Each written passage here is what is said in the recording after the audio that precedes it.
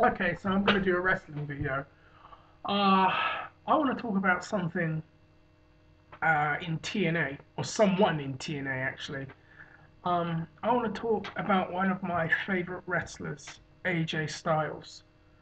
You see, I think I first saw AJ wrestle when I was about, God, 16. It's about 2001. Someone recommended something on Nitro, a cruiserweight tag team match, title tournament match, with AJ Styles and Air Paris versus Elix Skipper and Kid Romeo. And I remember seeing AJ Styles and being really impressed with him. And I saw him on a few more matches as a tag team called Air Raid wearing Top Gun attire, if you know what I mean. And then the buyout happened.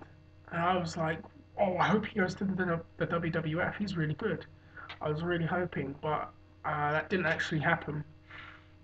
So I kind of followed what he did in the indie scene. And he even had a match on Velocity. No, sorry, Metal with Hurricane Helms, which I remember watching.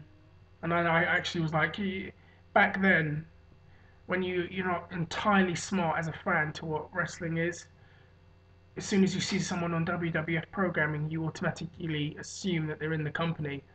And it turned out that that wasn't the case. So I was a bit disappointed. And then I saw him in Wrestling All Stars, and he had a match with Nova. And then not long after that, TNA Wrestling, or NWA TNA as it was known back then, was formed. And not long before that, I believe he was offered a deal with the WWE when they were going to do this sizzling cruiserweight division. Yeah, that never happened, did it? And instead of going there, he went to TNA, or NWA TNA. And the first TNA show I ever saw, of the first show, there was a six-man tag, and I was completely blown away with this thing called the X Division. And that's another video in itself. But focusing on AJ Styles, he just was special, and he gets the standing ovation on the next show when that was that four-man match, him, Lynn, Psychosis, and God, Loki. Yeah, and they had this incredible match, and he was just having incredible matches after incredible matches. These dynamic matches on TNA or NWA TNA, and the X Division was really taking off. And AJ was a big part of that, as well as Lynn and Loki at that time.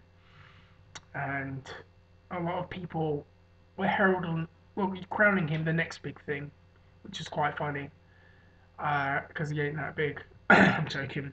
But everyone was crowning him the next big thing, and people were like, "This could be one of the first homegrown stars for TNA, one of the big, names."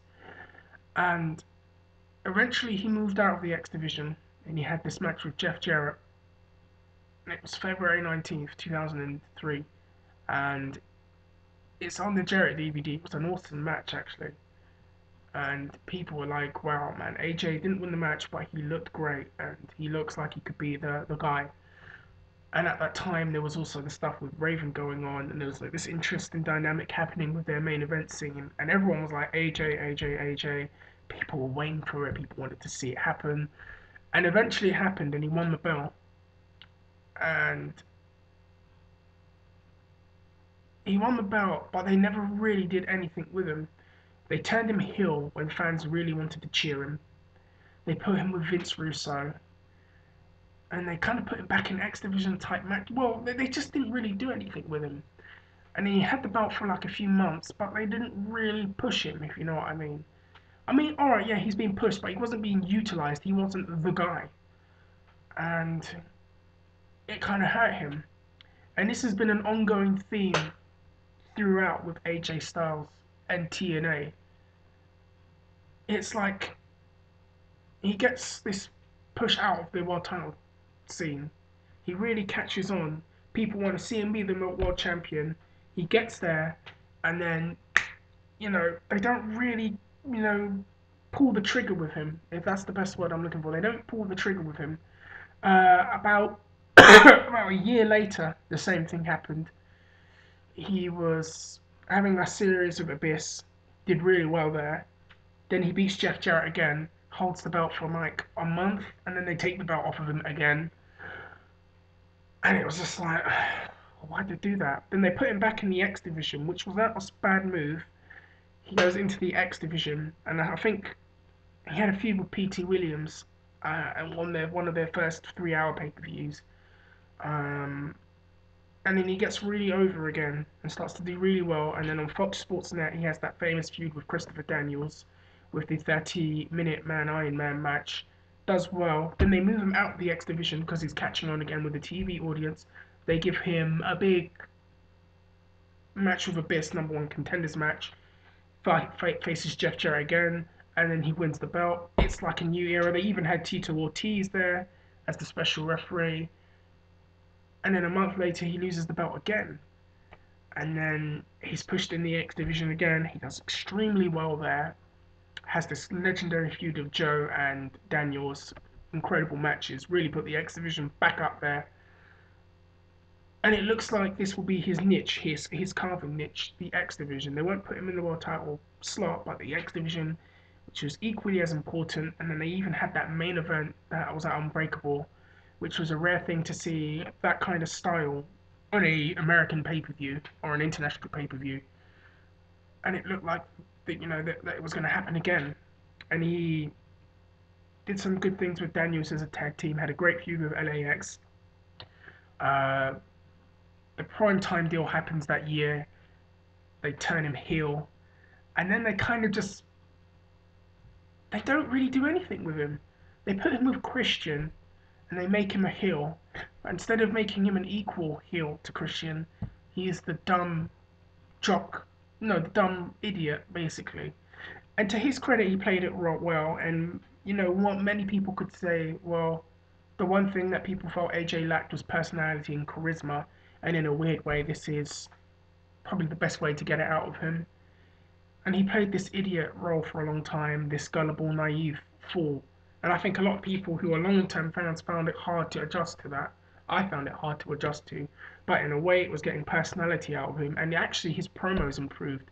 AJ's always had charisma and personality, but it's when he talks, I guess that was one of the things that holds him back. But it seemed to be working a little bit. It was like taking 2 steps backwards and 1 step forward, doing that with him.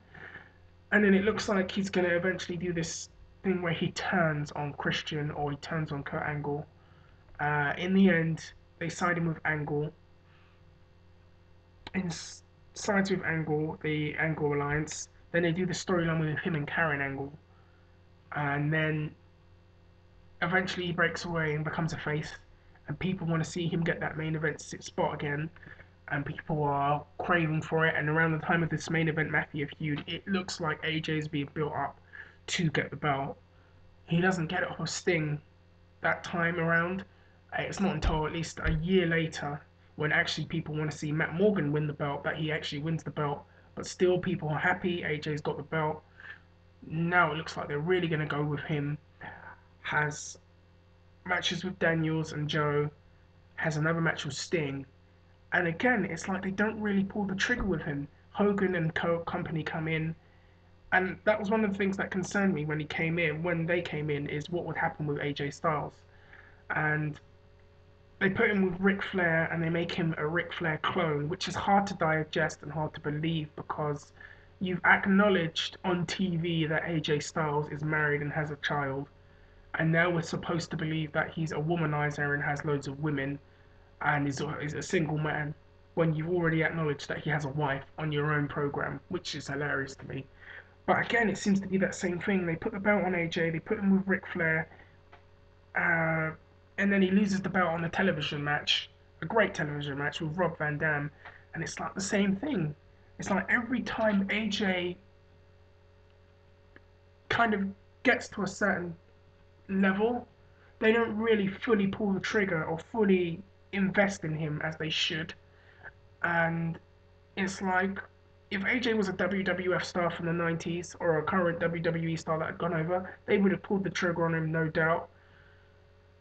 But I don't know. I guess many could say that it is that talking aspect. It is that larger than life aspect that maybe some people feel that AJ lacks. But on the other hand, AJ is so good at what he does that he kind of is larger than life in a way. It's just, I don't know. What does everyone else out there think? Does everyone else see the same pattern? Why is it TNA have never really pulled the trigger with an AJ Styles main event run? What what is it? Is this the wrong spot for him? Was he really better off being in the X division and being the guy in the X division? Or you know, I'm just rambling here right now. So guys, let me know what you think. We can chat this one. We can go back and forth on it and see what we get out of it. Anyways, guys, I'll see you in a little bit.